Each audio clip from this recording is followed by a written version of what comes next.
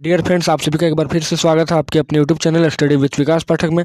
तो आज हम लोग बात करेंगे साइंस का set number 3, model set number 3, जो कोडरमा के डिस्ट्रिक्ट ऑफिसर के द्वारा निकाला गया है।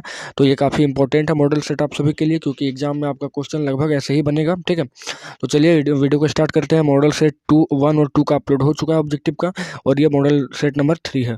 तो चलिए वीडियो को स्टार्ट करते हैं। पहला सवाल होगा कि एक लड़का समतल दर्पण के सामने 100 मीटर की दूरी पर खड़ा है। लड़के और प्रतिबिंब की दूरी के बीच कितना दूरी होगा? तो एक समतल दर्पण लेते हैं। अब यहाँ से इधर हम लोग मान लेते हैं कि 100 मीटर बना हुआ है। ठीक है, तो इसका जो प्रतिबिंब बनेगा वो इधर 100 मीटर में बनेगा। तो पूरा अगर लड़का और प्रतिबिंब का दूरी देखेंगे तो कितना होगा? 100 और 100, 200 मीटर हो जाएगा। ठीक है, 200 सेंटीमीटर का बात चल रहा है दोस्तों, सॉरी। तो सेंटीमीटर हो जाएगा, तो 200 सेंटीमीटर इसका आंसर होगा। आगे है कि एक वस्तु अवतल दर्पण के सामने 10 सेंटीमीटर पर रखा है, जबकि दर्पण की फोकस दूरी 20 सेंटीमीटर है। तो प्रतिबिंब कहाँ बनेगा? ठीक है, तो प्रतिबिंब जो है ना वो बनेगा प्रतिबिंब कैसा बनेगा? ठीक है, तो प्रतिबिंब बनेगा आभासी, सीधा और बड़ा बनेगा। ठीक है, कैसा बनेगा? तो प्रतिबिंब बनेगा आभासी, सीधा और बड़ा। दो का हो जाएगा सी।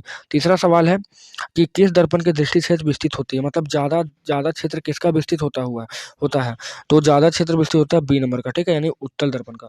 उत्तल दर्पण जो होता है उसका क्षेत्र विस्तृत होता है, और अवतल लेंस का। ठीक है, नेक्स्ट सवाल है कि एक लेंस की क्षमता 2.5D है, ये लेंस होगा। तो प्लस में दिया गया है, तो प्लस में दिया गया है दोस्तों, तो ये हो जाएगा आपका उत्तल लेंस। ठीक है, क्योंकि अगर लेंस का बात चल रहा है तो प्लस में आएगा तो उत्तल लेंस, और अगर दर्पण का बात आता है तो प्लस में होता तो अवतल दर्पण होता। ठीक है, यहाँ पर आगे किस लेंस का फोकस आभासी होता है? तो किस लेंस का फोकस आभासी होगा? कैसा लग रहा है हमको कि उत्तल लेंस होना चाहिए। ठीक है, हालांकि ये क्वेश्चन ऑप्शन थोड़ा सा अल्टर है, थोड़ा सा अल्टर ऑप्शन दे दिया गया है, इसको अभी पेंडिंग में रखते हैं। नेक्स्ट है वायु में गमन करती हुई प्रकाश की किरण एक किरण जल में तिरछी प्रवेश करती है। प्रकाश किरण क्या करेगी? तो अब क्या बोला गया? वायु से गमन कर रहा है और जल में तिरछा प्रवेश कर रहा है, तो अभिलंब से दूर ना हटेगा। तो 6 का हो जाएगा बी। ठीक है, 6 का क्या हो जाएगा? अभिलंब से दूर हटेगा। नेक्स्ट है नेक्स्ट यहाँ पर हो जाएगा आपका नेक्स्ट हो जाएगा कि नेत्र द्वारा रेटिना पर किसी वस्तु का प्रतिबिंब बनता है। तो हमारा नेत्र पर किस प्रकार रेटिना जो बनता है उसमें वस्तु का प्रतिबिंब किस प्रकार का बनता है? ठीक है, तो हो जाएगा आपका वास्तविक बनता है और उल्टा। वास्तविक बनेगा, और वास्तविक जब भी बनेगा वो उल्टा बनेगा। नेक्स्ट है पक्षमाभी पेशियां के दुर्बल होने से कौन सा दृष्टिदोष उत्पन्न होता है? तो पक्षमाभी पेशियां के दुर्बल होने से होता है आपका जरा दूर दृष्टि दोष। ठीक है, यहाँ दिया गया निकट दृष्टि दोष, दूर दृष्टि दोष, दोनों, और इनमें से कोई नहीं। तो इसमें तो होता था जरा दृष्टि दोष, अब इसमें तो ये ऑप्शन दिया नहीं है, तो हो जाएगा 8 का डी नंबर। ठीक है, नेक्स्ट सवाल है आपका 9 नंबर कि आँख की उत्तल लेंस की वक्रता बदलने में कौन सी मांसपेशी सहायता करती है? मतलब आँख की जो उत्तल लेंस है उसकी वक्रता बदलने में कौन सी मांसपेशी सहायता करती है? तो वो हो जाएगा आपका सिलियरी मांसपेशी। ठीक है, सिलियरी मांसपेशी या तो पक्षमाभी पेशियां। नेत्र नेत्र के किस भाग में प्रतिबिंब का निर्माण होता है? तो नेत्र के किस भाग में होगा? तो आपका हो जाएगा दृष्टि पटल या कॉर्निया। ठीक है, कॉर्निया में। नेक्स्ट विद्युत धारा किस यंत्र से मापा जाता है? तो विद्युत धारा को हम लोग मापते हैं एमीटर से। ठीक है, 11 का हो जाएगा बी एमीटर।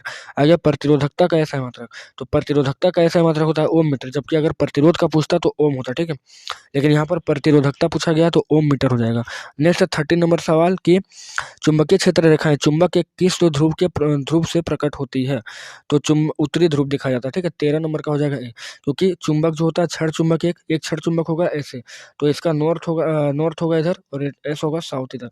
तो ये जो चुंबकीय क्षेत्र बनेगा वो नॉर्थ टू साउथ बनता है। ठीक है, चुंबक के बाहर नॉर्थ टू साउथ बनता है, और चुंबक के अंदर साउथ टू नॉर्थ। ठीक है, और यह बंद एक वक्र का निर्माण करता है। ठीक है, चुंबक रेखा का गुण आपको पढ़ाया गया होगा। तो यहाँ से हो जाएगा उत्तरी ध्रुव।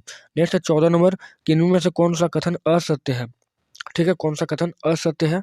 तो देखते हैं कि C4SO4 का C4 नहीं होना चाहिए, बल्कि CuSO4 होना चाहिए, कॉपर सल्फेट। ठीक है, तो कॉपर सल्फेट का जलीय विलयन का रंग नीला होता है, ये तो बिल्कुल सही है। नेक्स्ट है Na2 ठीक है, N2 मतलब Na2 का रंग भूरा होता है, भी सही है। तो दोनों हो जाएगा। ठीक है, तो 14 का हो जाएगा सी नंबर के, दोनों ही बिल्कुल सही होता है। आगे चिप्स के पैकेट को दोस्तों, तो चिप्स के पैकेट को नाइट्रोजन से विकृत गंधित यानी संचारित ना होने से बचाने के लिए नाइट्रोजन गैस इसमें भरा जाता है। चिप्स तो आप लोग खाते ही होंगे, लेज लेज कुरकुरे उसमें। मीथेन का उदाहरण क्या है? तो मीथेन का ऑप्शन है कि ऊष्माक्षेपी अभिक्रिया का, ऊष्माशोषी अभिक्रिया का, दोनों, और इनमें से कोई नहीं। तो 16 का आंसर हो जाएगा आपका ऊष्माक्षेपी अभिक्रिया का। ठीक है, आगे दीवार पर सफेदी करने के लिए किसका उपयोग होता है?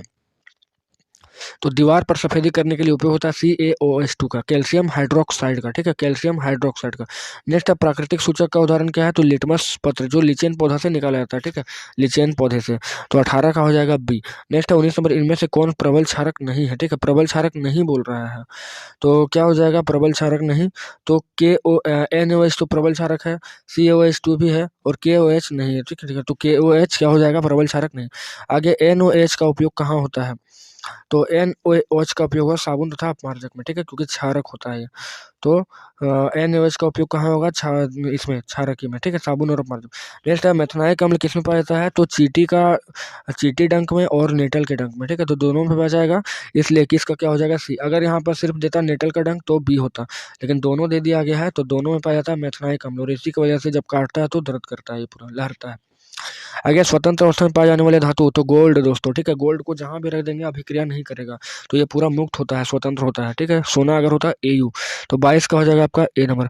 नेक्स्ट है 23 नंबर के, धातु जल के साथ अभिक्रिया करके कौन सी गैस बनाती है, तो धातु जब भी अभिक्रिया करती है जल के साथ तो हाइड्रोजन गैस बनाती है, ठीक है, H2 धातु। आगे है स्वतंत्र अवस्था में पाए जाने वाले धातु, तो सबसे पहले स्वतंत्र अवस्था में पाए जाने वाले धातु यानी इसमें हमको लेना पड़ेगा इसको AU को, तो गोल्ड। तो AU का ऑप्शन कहाँ कहाँ पर है देखिए, तो 24 में ध्यान से देखिए, AU का ऑप्शन सिर्फ डी में है, ठीक है, तो कॉपर, सोना और चांदी, चांदी, ठीक है, AG AU और कॉपर, तो 24 का हो जाएगा डी। आगे स्वतंत्र अवस्था में पाए जाने वाले धातु कौन से हैं, तो कॉपर। देखिए अभी दिया गया था यहाँ तो कॉपर है ना, मरकरी नहीं है, ब्रोमीन भी नहीं है, क्लोरीन है, क्योंकि ये लोग तुरंत अभिक्रिया कर लेता है, तो कॉपर बिल्कुल स्वतंत्र अभिक्रिया स्वतंत्र अवस्था में पाया जाता है। आगे निम्न में से कौन सा कथन असत्य है, ठीक है, तो कौन सा असत्य है, तो हीरा, ग्रेफाइट और फुलेरिन कार्बन के अपरूप है, ये बिल्कुल सही है। ग्रेफाइट विद्युत का सुचालक है, ये भी सही है। और हीरा सबसे कठोरतम है, तो ये भी सही है। तो कौन सा दिया गया, कार्बन में समावता का गुण नहीं पाया था, जबकि हम लोग जानते हैं कार्बन का समावता कितना होता है, तो 4, ठीक है, संयोजकता कितना होता है, 4 होता है। तो यही ऑप्शन बिल्कुल असत्य, हमको असत्य देखना था। तो 26 का क्या हो जाएगा, डी नंबर। सतत आवर्त सारणी में बाईं से दाईं ओर जाने पर किस प्रकार की प्रवृत्ति दिखाई देती है, 27 नंबर, ठीक है। तो इसमें हो जाएगा कि संयोजकता में वृद्धि होती है। अगर आवर्त सारणी में हम बाएं से दाएं ओर जाएंगे, ठीक है, तो इसमें संयोजकता क्या होगा, बढ़ेगा, ठीक है, क्योंकि उधर अधातु पाई जाती है। बाएं से दाएं ओर जाएंगे मतलब इधर से अगर इधर जा रहे हैं, तो अगर आप आधुनिक आवर्त सारणी देखेंगे तो उसमें एक पट्टी दिया गया था ऐसे, और इधर आपका अधातु होगा, और अधातु का जो होता है संयोजकता क्या होता है, बढ़ते चला जाता है, ठीक है। नेक्स्ट है पादप में जल का वहन कौन करता है, तो जल का वहन जो करता है वो जाइलम होता है, जल का वहन जाइलम, जबकि खाने का वहन फ्लोएम करता है। नेक्स्ट है मनुष्य के हृदय मछली के हृदय में कोष्ठ की संख्या कितनी होती है, तो मछली के हृदय में कोष्ठ की संख्या होती है 2, ठीक है, मछली के कोष्ठ में कितना होगा, 2। नेक्स्ट है निम्न में से किसका संबंध उत्सर्जन तंत्र से है, तो इसका हो जाएगा आपका 30 का हो जाएगा। तो इसका दिया गया इसका आंसर केशिका कुछ होगा, ठीक है, केशिका कुछ उत्सर्जन तंत्र से। नेक्स्ट है रक्तदाब किस तंत्र से मापा जाता है, तो अस्पाइग्मो मैग्नोमीटर, ठीक है, अस्पाइग्मो मैग्नोमीटर से मापा जाता है रक्त का रक्तदाब का। आगे कौन सा हार्मोन अधिवृक्क ग्रंथि से स्रावित होती है, तो अधिवृक्क ग्रंथि से होती है एड्रिलिन, 32 का हो जाएगा बी नंबर, ठीक है, 32 का क्या होगा, तो बी होगा दोस्तों, एड्रिलिन। ओके, आगे चलते हैं 33 में, तो वृद्धि हार्मोन कहाँ से स्रावित होती है, तो पीयूष ग्रंथि, पिट्यूटरी, ठीक है, पिट्यूटरी ग्रंथि जिसको पीयूष ग्रंथि बोलते हैं, यहीं से वृद्धि हार्मोन स्रावित होती है। तो 33 का हो जाएगा ए नंबर। आगे विषाणु जनित रोग कौन सा है, तो विषाणु जनित रोग हो जाएगा HIV एड्स, ठीक है, HIV एड्स। नेक्स्ट है प्लेसेंटा की संरचना कैसी होती है, तो प्लेसेंटा की संरचना जो होती है वो तस्तरी नुमा होती है, तस्तरी नुमा, ठीक है, प्लेसेंटा तस्तरी नुमा यानी इस प्रकार से जुड़ा होता है, तस्तरी नुमा, ठीक है, इस प्रकार से प्लेसेंटा जुड़ा होता है। आप लोग जानते हैं प्लेसेंटा कौन है, तो गर्भस्थ भ्रूण को जो पोषण मिलता है माँ के शरीर में प्लेसेंटा से मिलता है। आगे निम्न में से कौन सा जीवाश्म का उदाहरण है, जीवाश्म का पूछ रहा है, तो ट्राइलोबाइट, नाइटिया और राजा सौरस, ठीक है, तो इनमें से सभी हो जाएगा। 36 का हो जाएगा डी नंबर। नेक्स्ट सवाल है 37 नंबर, निम्न में से कौन बौने पौधे को दर्शाता है, तो बौने पौधे को दर्शाने वाला कौन होता था, तो छोटा टी होता था या छोटा एफ, ठीक है, तो यहाँ पर तो ऐसा नहीं दिया, बड़ा टी दिया गया, तो ये तो लंबा पौधे को दिखा रहा है TF, तो एक ये दिखा रहा है आपका कि लंबा शंकर पौधा, यहाँ पर छोटा FF है, तो 37 का क्या हो जाएगा, 37 का हो जाएगा आपका FF, यानी छोटा टी अगर बोले तो FF हो जाएगा, ठीक है, जीनोटाइप है इसका। नेक्स्ट है ग्लोबल वार्मिंग के लिए उत्तरदायी गैस, तो ग्लोबल वार्मिंग के लिए सबसे ज़्यादा उत्तरदायी गैस कौन सा है, तो ग्लोबल वार्मिंग हो जाएगा 38 का डी हो जाएगा CO2। अगर CFC देता तो यहाँ पर CFC होता। नेक्स्ट है 39, निम्न में से कौन कृत्रिम पारितंत्र का उदाहरण है, कृत्रिम पारितंत्र का उदाहरण तो लग रहा है यहाँ पर बी होना, बागवानी खेत, लग रहा है कि बी होना चाहिए बागवानी। ठीक है, कृत्रिम, कृत्रिम बोल रहा है यानी मनुष्य ने बनाया, तो बागवानी को मनुष्य ने बनाया, खेत को मनुष्य ने नहीं बनाया। ठीक है, तो बागवानी कौन है। आगे बायोगैस का मुख्य घटक कौन सा है। ठीक है, बायोगैस पूछ रहा है। ठीक है दोस्तों, बायोगैस का मुख्य घटक कौन सा है, तो बायोगैस का मुख्य घटक हो जाएगा आपका CH4, मीथेन। ठीक है, CH4 को क्या बोलते हैं हम लोग, मिथेन। तो आज हमने सेट 3 को डिस्कस किया इस वीडियो में।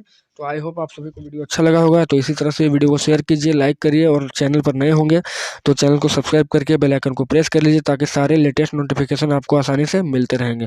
तो इसी उम्मीद के साथ चलिए मिलते हैं सेट नंबर 4 में। तो जय हिंद, जय भारत।